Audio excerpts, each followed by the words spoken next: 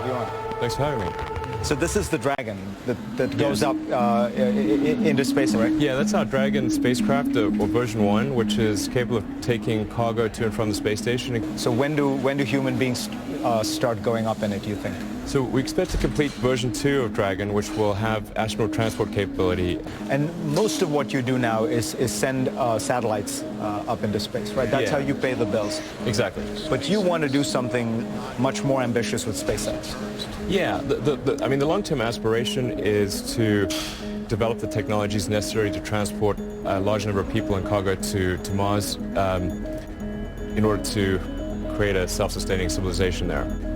In order to create a self-sustaining civilization there. And that's really why I started the company, was because it seemed as though...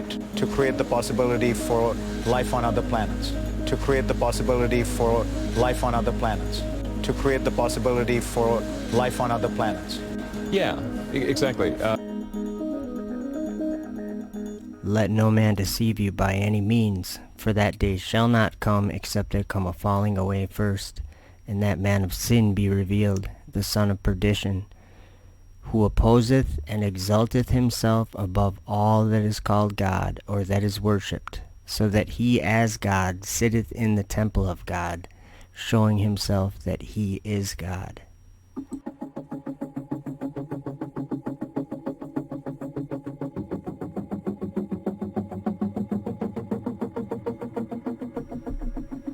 If when he seeth the sword come upon the land, he blow the trumpet, and warn the people, then whosoever heareth the sound of the trumpet, and taketh not warning, if the sword come and take him away, his blood shall be upon his own head.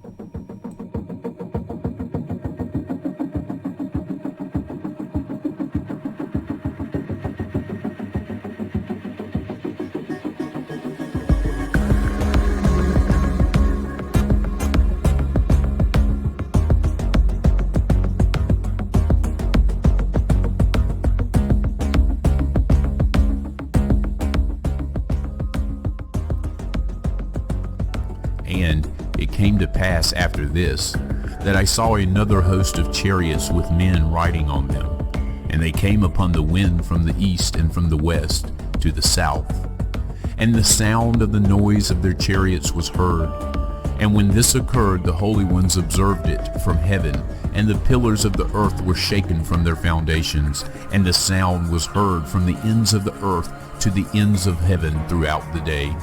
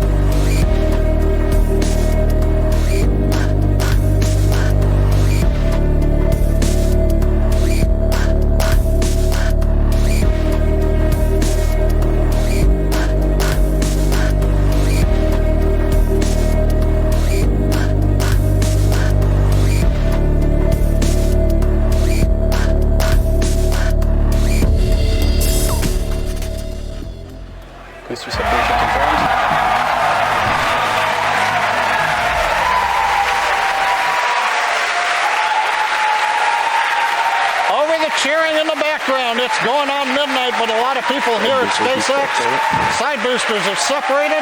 They're getting ready for their burn back to Cape Canaveral. You can see on the left and right views, the side boosters have ignited. The center core continues under full power. Everything looking good on the Falcon Heavy. Next event coming up in about 15 seconds will be shutdown of the center core, followed by stage separation and ignition of the second stage engine. Good views of the two side boosters under the thrust of 3 engines each, slowing down their velocity and coming back towards Cape Canaveral. We have shutdown on the center core. Now those side boosters are making their way back. Their grid fins on all 3 boosters should be deployed, and those are help guiding them to their landing zones. As a reminder, today we will be attempting to recover all 3 of these first stages, and all 3 boosters are currently making their way home. In just a few minutes, the side boosters will execute an entry burn followed by a landing burn, and the center core will complete the same burns just a few minutes later. Both burns are used to slow the stage's speed down rapidly before landing. At the time of separation, the side boosters were traveling slow enough to turn around and make their way back to land at our side-by-side landing pads. The center core is going too fast to efficiently return to the Cape, so we're using our autonomous drone ship, Of Course I Still Love You, as we mentioned earlier. As a reminder, our drone ship is positioned twice as far offshore than normal, so we may not get visuals of landing tonight. Also coming up in a few minutes will be the call out for second engine cutoff. So coming up in about a minute here, we're going to look for that side booster reentry burn to begin. Shortly after that, that should end about 20 seconds later. These great beasts which are 4 kings which shall arise out of the earth. You can see both of those boosters on the infrared camera on the left side of your screen. But the saints of the Most High shall take the kingdom and possess the kingdom forever, even forever and ever. Then I lifted up mine eyes and saw, and behold, there stood before the river a ram which had 2 horns, and the 2 horns were high. Again, about 30 seconds until we expect those side boosters entry burn to begin. So keep an eye on the left side of your screen. And I saw him come close unto the ram, and he was moved with choler against him, and smote the ram, and brake his 2 horns. And there was no power in the ram to stand before him. In about 10 seconds, we should see those side boosters reignite for their entry burn. But he cast him down to the ground, and stamped upon him, and there was none that could deliver the ram out of his hand. Side booster entry burn startup. And we have confirmation that the entry burn has begun. And in about 15 seconds from now, we expect that to end. Oh, wow. And it waxed great, even to the host of heaven. And it cast down some of the host and of the stars to the ground, and stamped upon them. Almost at the same time. So we're going to have a few events in succession at about T plus 8 minutes and 21 seconds. For God hath put in their hearts Both side booster FTS is safe. to fulfill his will, and to agree, Stage 2 FTS is safe. And terminal guidance. and give their kingdom unto the beast. About 20 seconds, we're going to look for that side booster landing burn to begin on both boosters. Side boosters transonic. Until the words of God shall be fulfilled. About 10 seconds away. And behold, a 4th beast, dreadful and terrible, and strong exceedingly. And it had great iron teeth. It devoured and brake in pieces, and stamped the residue with the feet of it. Side booster landing burn startup. We've heard the call out for side booster landing burns. And the 10 horns which thou sawest upon the beast, ye shall hate the whore, and shall make her desolate and naked, and shall eat her flesh, and burn her with fire, and burn her with fire, and burn her with fire, and burn her with fire, and burn her with fire, and burn her with fire. And he doeth great wonders, so that he maketh fire come down from heaven on the earth in the sight of men. What an iconic view. And and deceiveth them that dwell on the earth by the means of those miracles which he had power to do in the sight of the beast.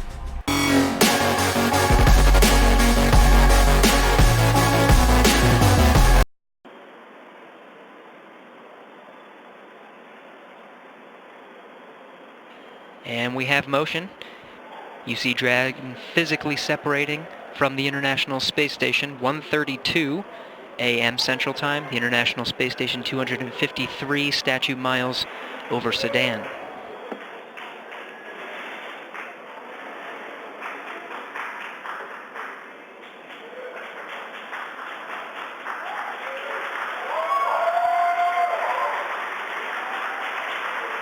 Houston, the station is supposed to be on to ISS thrusters enabled. Copy.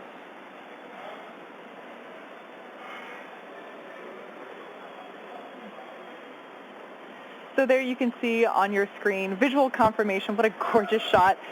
Dragon has undocked from the International Space Station, and we are beginning the departure.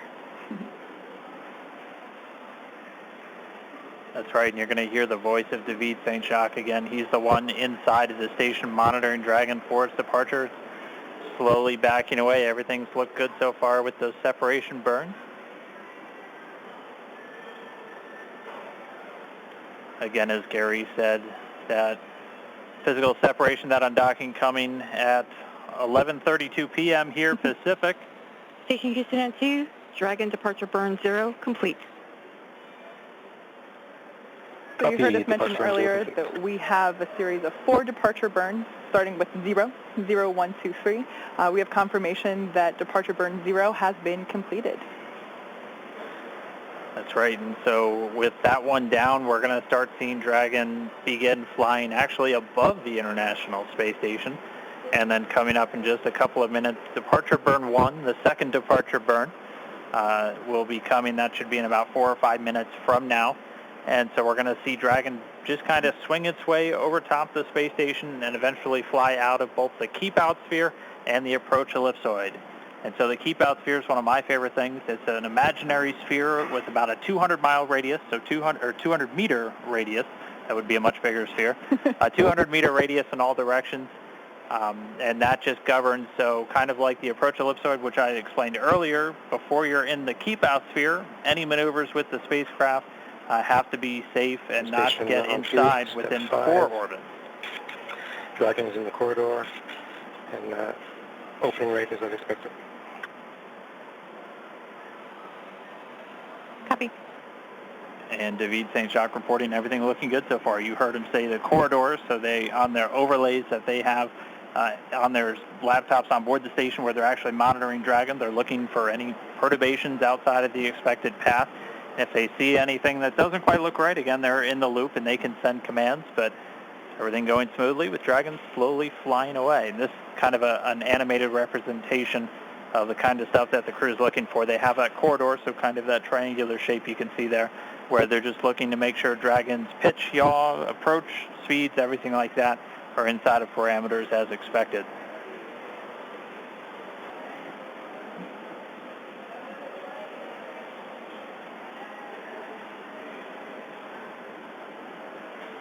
Dragon continuing to fly free. Look, everything looking good so far.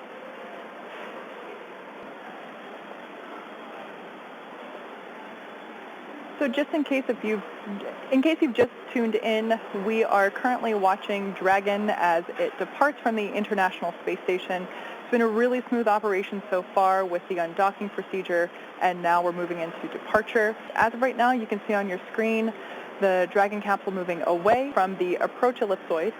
There we can see the nose cone still in its open position, leaving the forward hatch exposed. We will be closing that prior to Dragon's re-entry.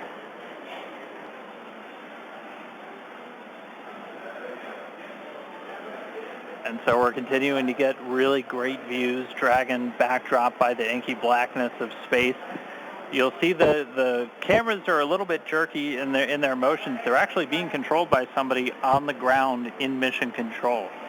We always like to talk about how in mission control over in Houston, that's where they actually fly the space station. That's where they control everything from the cameras and the communication to even the thermostat on board the space station. If it's too hot for the crew, they talk to the ground, and they're the ones who can turn the AC out. But so it's actually somebody at a console right now who's controlling those cameras, sending commands just to move all the pan, tilt, focus, everything else. They're doing it from a console on Earth while the thing is flying 250 statute miles over the Earth on the other side of the planet.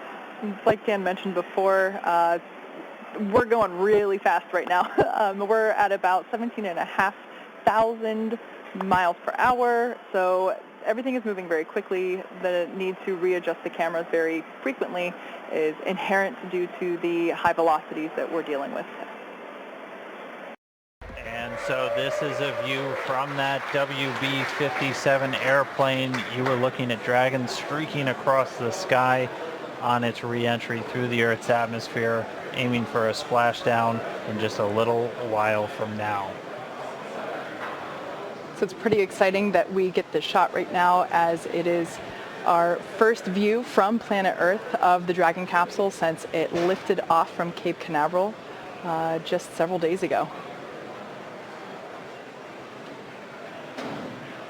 I will say this is a pretty rare treat to be able to see this here. And again, this video is coming from a NASA airplane that we're flying around that recovery zone there, a WB-57.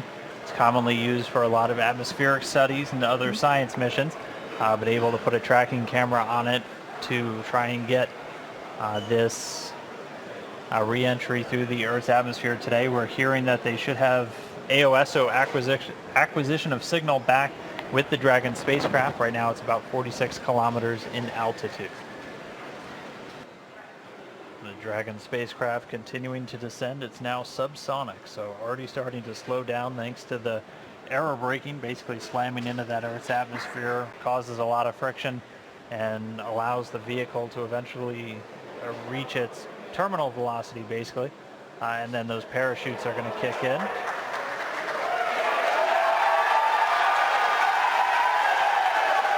So there you have visual confirmation of the deployment of our drogue parachutes. This is the first of 2 parachute deployments.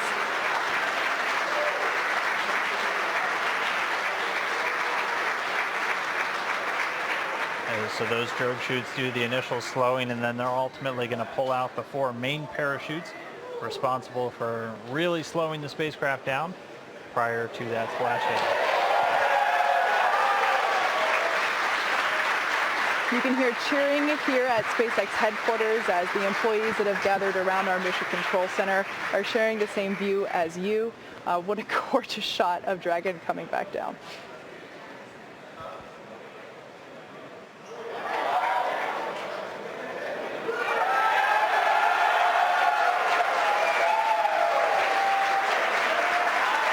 And here come the mains.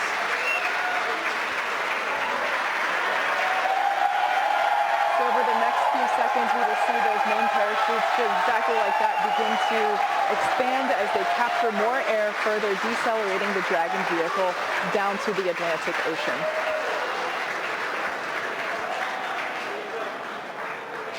Really can't ask for a more picture-perfect shot than that.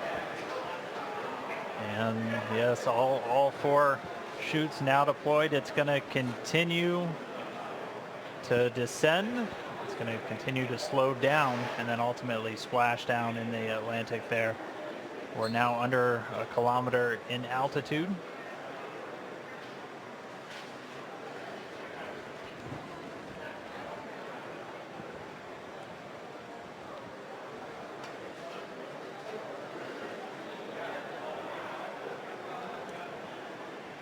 Just about 750 meters to go.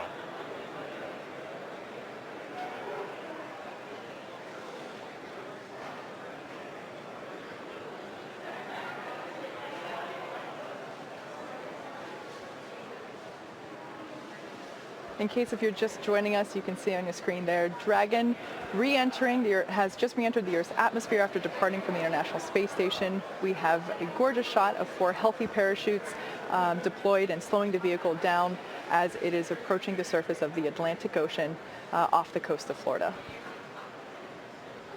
And it's continuing to descend under those chutes. We just passed 500 meters Everything continuing to look good via reports to all the flight control teams. Now we're at about 400 meters.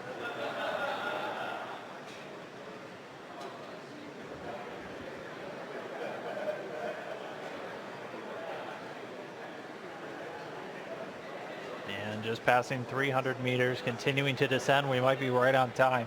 We were planning on splashing down at about 5:45 a.m. Pacific, and we're getting real close to that bingo time. Just past 200 meters.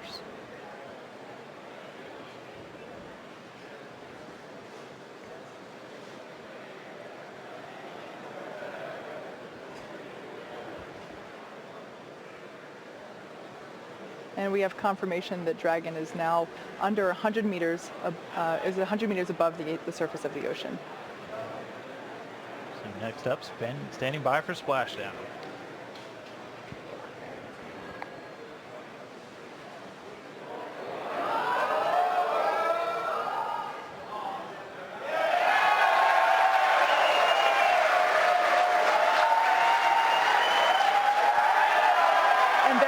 Confirmation of splashdown.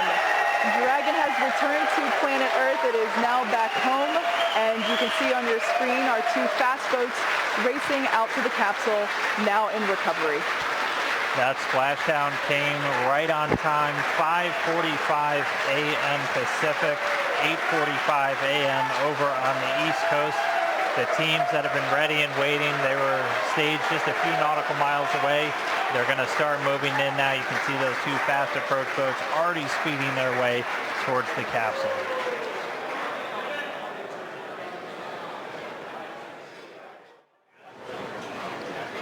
Right now we're just waiting for Dragon to lift up and out of the water and into the nest. And there it goes.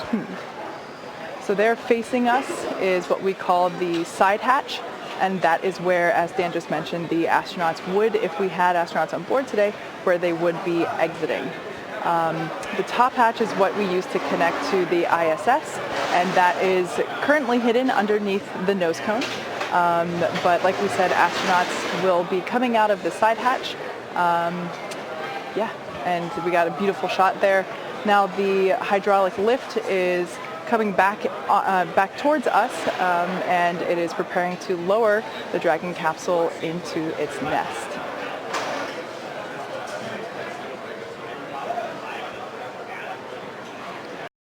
Get thee hence, Satan, for it is written, thou shalt worship the Lord thy God, and him only shalt thou serve.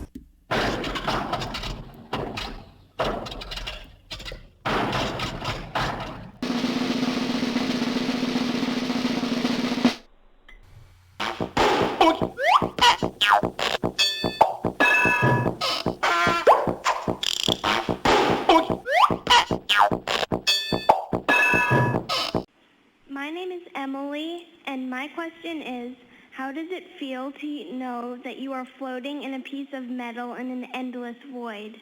Get thee hence, Satan. Get